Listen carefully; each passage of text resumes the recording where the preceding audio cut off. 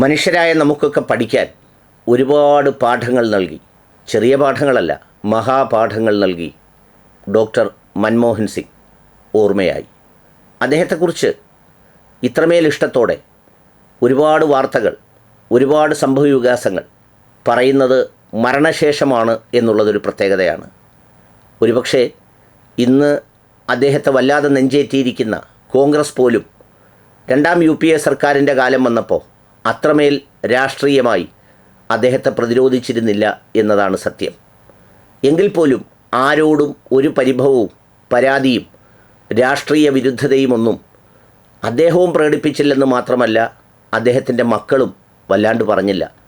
മക്കളെന്ന് അടിവരയിട്ട് പറയാൻ ഞാൻ കാരണം, കോൺഗ്രസിൻ്റെ ഉന്നതമായ പദവികളിൽ ഒരു 10-70 വർഷക്കാലം വിരാജിച്ച് അവിടുന്ന് ഒരമരുന്ന് മുതൽ പാർട്ടിയുടെ ചെലവിൽ കുടിച്ച മക്കളൊക്കെ പാർട്ടിയെ തള്ളിപ്പറഞ്ഞും അപമാനിച്ചും മറ്റു പാളയത്തിലേക്ക് പോകുമ്പോൾ അദ്ദേഹത്തിൻ്റെ 3 മക്കളും അദ്ദേഹത്തിനൊത്ത കുലീനത്വവും അന്തസ്സും അതിൻ്റെ യോഗ്യതയും അതിൻ്റെ അസൽ ഗുണവും കാണിച്ചു എന്നുള്ളതും എടുത്തു പറയേണ്ട ഒരു പ്രധാനപ്പെട്ട കാര്യമാണ്.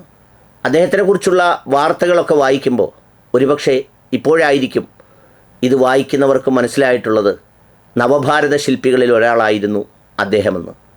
കാരണം എല്ലാ അർത്ഥത്തിലും ആഗോള ഏജൻ്റെന്നും സാമ്പത്തികത്തിലൂടെ രാജ്യത്തെ തകർത്തു എന്നുമൊക്കെ എല്ലാവരും പറഞ്ഞപ്പോഴും നിശ്ചയദാർഢ്യത്തോടുകൂടി എല്ലാത്തരം ആളുകളെയും, അടിസ്ഥാന വർഗത്തിൻ്റെയും മധ്യവർഗത്തിൻ്റെയും അടക്കം എല്ലാ മനുഷ്യരുടെയും ജീവിതത്തെ, കൂടാതെ 26 കോടി ജനങ്ങളെയോളം പട്ടിണിയിൽ നിന്നും മോചിപ്പിക്കുന്ന ഗ്രാമീണ തൊഴിലുറപ്പ് പദ്ധതി പോലെയുള്ളവയെല്ലാം വിഭാവനം ചെയ്തതിൻ്റെ സൂത്രധാരനായി അതിൻ്റെ തലപ്പത്ത് മൻമോഹൻ സിംഗ് എന്ന് പറയുന്ന ഒരാളുണ്ടായിരുന്നു എന്ന് പറഞ്ഞത് അക്ഷരാർത്ഥത്തിൽ ശശി തരൂർ പറഞ്ഞതാണ് ശരി.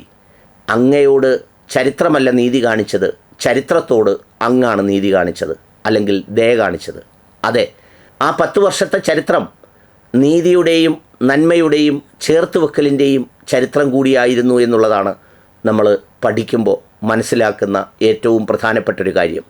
അദ്ദേഹത്തെ രാഷ്ട്രീയമായി ഈ പറയുന്ന ആശ്രിതവാത്സല്യം തിളങ്ങി നിൽക്കുന്ന കോൺഗ്രസിൽ അത്രമേൽ സംരക്ഷിതമല്ല എന്ന ബോധ്യത്തിൻ്റെ അടിസ്ഥാനത്തിൽ അദ്ദേഹത്തെ അകം പുറം വിമർശിച്ച ചരിത്രം ഇപ്പോൾ നമ്മുടെ മാത്യു കുഴൽനാടൻ MLA അദ്ദേഹത്തിൻ്റെ പേജിൽ എഴുതിയിട്ടുണ്ടായിരുന്നു.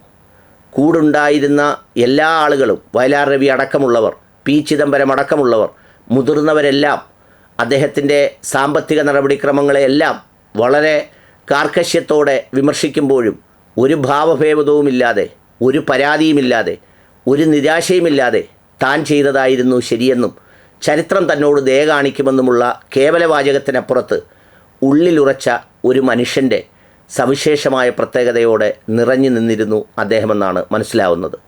അദ്ദേഹത്തോട് യഥാർത്ഥത്തിൽ ഒരു ആത്മാർത്ഥതയും ചേർന്ന് നിൽക്കലും ഒക്കെ കാണിച്ച സോണിയാഗാന്ധി ഒഴികെയുള്ളവരാരും അത്ര പ്രിയത്തോടെ അദ്ദേഹത്തെ സ്വീകരിച്ചു എന്ന് എനിക്ക് അഭിപ്രായമില്ല. പക്ഷേ ഈ നേട്ടങ്ങളൊന്നും തൻ്റെ പേരിൽ, തൻ്റെ PR വർക്കിനായി, തൻ്റെ ഗിമ്മിക്കിനായി, തന്നെ ഉയർത്തുന്നതിന് വേണ്ടി ഉപയോഗിക്കരുതെന്നും ഇതൊക്കെ സംവിധാനത്തിൻ്റെയും ഗവൺമെൻറ്റിൻ്റെയും പാർട്ടിയുടെയും മുന്നണിയുടെയും ഒക്കെ ഫലമായി വന്നതാണ് എന്ന് വന്നോട്ടെ എന്ന് കേവലം ഉപചാരപൂർവമല്ല, ഉറച്ച നിലപാടെടുത്ത ഒരാളായിരുന്നു മൻമോഹൻ സിംഗ്. ഏതാണ്ട് 150-ലധികം പത്രസമ്മേളനങ്ങൾ നിർഭയമായി വിളിച്ച് പത്രക്കാരോട് സംസാരിക്കാൻ ഒരു മടിയും ഈ മനുഷ്യനുണ്ടായിരുന്നില്ല. വിവിധ ലോകത്തിൻ്റെ രാജ്യങ്ങളിൽ പോയി പല പല പദ്ധതികളും പല പല രീതികളും, എന്തിന് ആധുനിക സാമ്പത്തിക മാനേജ്മെൻറ്റിൻ്റെ സന്ദേശങ്ങൾ ലോകം കണ്ടു പഠിച്ചത് ഇന്ത്യയിൽ നിന്നായിരുന്നു, മൻമോഹൻ സിംഗിൽ നിന്നായിരുന്നു എന്ന് പറഞ്ഞാൽ പോലും അത്ഭുതമില്ലാത്തവണ്ണമാണ് അദ്ദേഹത്തെ അത്രമേൽ ഇഷ്ടത്തോടെ ഈ ജനങ്ങളാകെയും ഉൾക്കൊള്ളേണ്ടതുപോലെ മനസ്സിലാക്കിയോ എന്ന കാര്യത്തിൽ സംശയമുണ്ട് എന്നുള്ളത് ഉറപ്പാണ്. മലേഷ്യയുടെ അൻവർ ഇബ്രാഹിം എന്ന് പറയുന്ന മറ്റൊരു രാഷ്ട്രതന്ത്ര തലവൻ ആസൂത്രിതമായ ഒരു ശ്രമത്തിലൂടെ ജയിലിലായിരുന്നപ്പോൾ അദ്ദേഹത്തിൻ്റെ മകന് പഠിക്കാൻ താൻ സ്കോളർഷിപ്പ് നൽകട്ടെയോ എന്ന് വിളിച്ചു ചോദിച്ചുവെന്ന് അൻവർ ഇബ്രാഹിം സാക്ഷ്യപ്പെടുത്തുമ്പോൾ അതിനുപയോഗിച്ച വാക്ക് സ്കോളർഷിപ്പ് എന്നായിരുന്നു എന്നുള്ളത് പ്രത്യേകം നാം ഓർക്കണം. ഔദാര്യമെന്നോ ചാരിറ്റി എന്നോ അല്ല പറഞ്ഞത്. മിടുക്കൻ്റെ മിടുക്കിനെ സഹായിക്കുന്ന സഹായം ഞാൻ നൽകട്ടെ എന്ന് രഹസ്യമായി ചോദിച്ചിരുന്നു എന്ന് ഇന്ന് അദ്ദേഹം സാക്ഷ്യപ്പെടുത്തുന്നു. എന്നാൽ മറ്റാരെങ്കിലും ആയിരുന്നെങ്കിൽ അതൊക്കെ എത്രമേൽ മുതലാക്കുമായിരുന്നു എന്നുള്ളതും നമുക്കറിയാവുന്നതാണ്. ഒബാമ തൻ്റെ ആത്മകഥയിൽ soft spoken economist for the world എന്നെഴുതി വെക്കാൻ തക്ക യോഗ്യത അദ്ദേഹത്തിനുണ്ടായിരുന്നു എന്നുള്ളതുകൂടി ആ കാലത്ത് ചേർത്ത് പറയുമ്പോൾ നമ്മൾ മനസ്സിലാക്കേണ്ടതാണ്. ഒരു നിസ്സാരപ്പെട്ട പഞ്ചായത്ത് മെമ്പറോ പ്രസിഡൻറ്റോ അല്ലെങ്കിൽ വേറെ ഏതെങ്കിലും ഒരു പദവിയിലേക്കോ എത്തുമ്പോൾ ശ്വാസം പിടിച്ചു നിർത്തിയിരിക്കുന്ന ബലൂൺ പോലെ വല്ലാതെ മാറിയിരിക്കുന്ന കാലത്ത് ഈ അടുത്ത സമയത്ത് ഒരു പഞ്ചായത്ത് പ്രസിഡൻറ്റ് ഒരു ചടങ്ങിൽ പ്രസംഗിക്കുമ്പോൾ ഒരു 5 തവണയെങ്കിലും പറഞ്ഞു ഈ പഞ്ചായത്തിൻ്റെ പ്രഥമ പൗരൻ എന്നുള്ള നിലയിൽ എന്തോ ഒരു വർത്തമാനമാണ്. പുള്ളി തന്നെയാണ് പറയുന്നത് ഈ പഞ്ചായത്തിൻ്റെ പ്രഥമ പൗരൻ എന്ന് പറയുന്ന അത്രയും ഡംബും അഹങ്കാരവും അഹന്തയും മനുഷ്യനുണ്ടാകുമ്പോഴാണ് 10 വർഷം എന്തെല്ലാം വ്യക്തിപരമായ ആരോപണങ്ങൾ ഉണ്ടായിട്ടും സോണിയാഗാന്ധിയുടെ കളിപ്പാവയാണെന്ന് പറഞ്ഞിട്ടും റോബോട്ടാണെന്ന് പറഞ്ഞിട്ടൊന്നും ഒരു മറുപടിയും പറയാതെ തൻ്റെ ദൗത്യം തൻ്റെ കാലത്തോട് നീതി പുലർത്തി കാലാതിവർത്തിയായ ഭാഷണങ്ങൾ ഇന്ന് അന്തരീക്ഷത്തിലാകെ നിറഞ്ഞു നിൽക്കുന്നു എന്നുള്ളതാണ് അതിൻ്റെ ഒരു പ്രത്യേകത. ഒരു പ്രധാനമന്ത്രിയുടെ വാഹനത്തിൽ ഇരുന്നു കൊണ്ട് തൊട്ടടുത്ത് കിടക്കുന്ന തൻ്റെ മാരുതി 800 ചൂണ്ടിക്കാണിച്ചിട്ട് ഞാൻ ഏറ്റവും സന്തോഷവാൻ അതിനുള്ളിൽ യാത്ര ചെയ്യുമ്പോഴാണ് എന്ന് വളരെ പതിഞ്ഞ ശബ്ദത്തിൽ പറഞ്ഞ കാര്യം അന്ന് അംഗരക്ഷകനായിരുന്ന ഇപ്പോഴത്തെ UP മന്ത്രി ഓർക്കുന്നത് അത് രാഷ്ട്രീയത്തിൻ്റെ പേരിലോ പദവിയുടെ പേരിലോ അല്ല, മനുഷ്യൻ്റെ മഹത്വത്തിൻ്റെ പേരിലാണ് എന്നതാണ് സത്യം. ഇനി മറ്റൊരു വിചിത്ര സംഗതി കൂടിയുണ്ട്. മരണം മനുഷ്യനെ തുല്യമാക്കുന്നൊരു പ്രക്രിയ. ഓർത്തിട്ടുണ്ടാവുമോ എന്നറിയില്ല നിങ്ങൾ.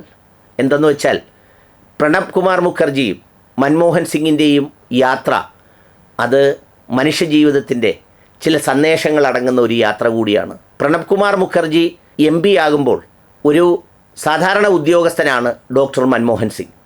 പിന്നീട് പ്രണബ് കുമാർ മുഖർജി ധനകാര്യമന്ത്രിയാവുമ്പോൾ അദ്ദേഹത്തിൻ്റെ കീഴിലുള്ള നിരവധി സ്ഥാപനങ്ങളിൽ ഒരു സ്ഥാപനമായ റിസർവ് ബാങ്കിൻ്റെ ഗവർണറായിരുന്നു മൻമോഹൻ സിംഗ്.